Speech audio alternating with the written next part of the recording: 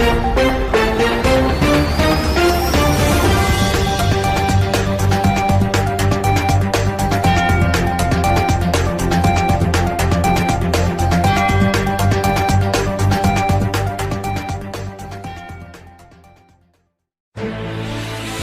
is CNN Breaking News.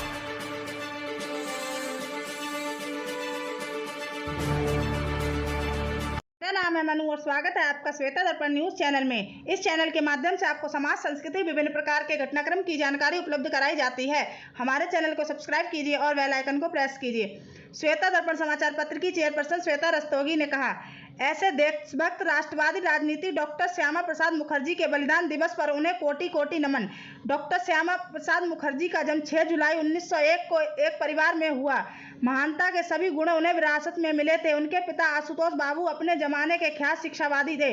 Doctor Mukherjee ने 22 वर्ष की आयु में एमए की परीक्षा उत्तीर्ण की तथा उसी वर्ष उनका विवाह सुधा देवी से हुआ। उनके 2 पुत्र और 2 पुत्रियां हुई। वे 24 वर्ष की आयु में कोलकाता विश्वविद्यालय सीनेट के सदस्य बने।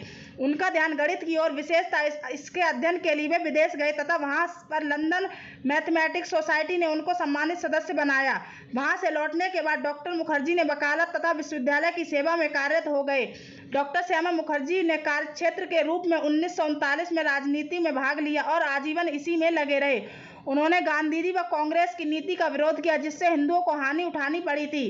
एक बार उन्होंने कहा, वह दिन दूर नहीं जब गांधी जी की अहिंसावादी नीति के अनुसरण के फलस्वरूप समूचा बंगाल पाकिस्तान का अधिकार क्षेत्र बन जाएगा। उन्होंने नेहरू जी और गांधी जी का तुष्टीकरण की नीति का सदैव खुलकर विरोध किया। यही कारण था कि उनको संकुचित सांप्रदायिक विचार का घोतक समझा जाने लगा। अगस्त 1947 को स्वतंत्र भारत के प्रथम मंत्रिमंडल में एक गैर कांग्रेसी मंत्री के रूप में उन्होंने वित्त मंत्रालय का कार्य संभाला। डॉक्टर मुखर्जी ने चित्तरंजन में रेल इंजन का कारखाना, विशाखापट्टनम में जहाज बनाने का कारखाना एवं बिहार में खाद का कारखाना स्थापित करवाए। इसके सहयोग से ही हैदराबाद के निजाम को भारत में विलीन होना पड़ा। 1950 में भारत की दशा दयनीय थी।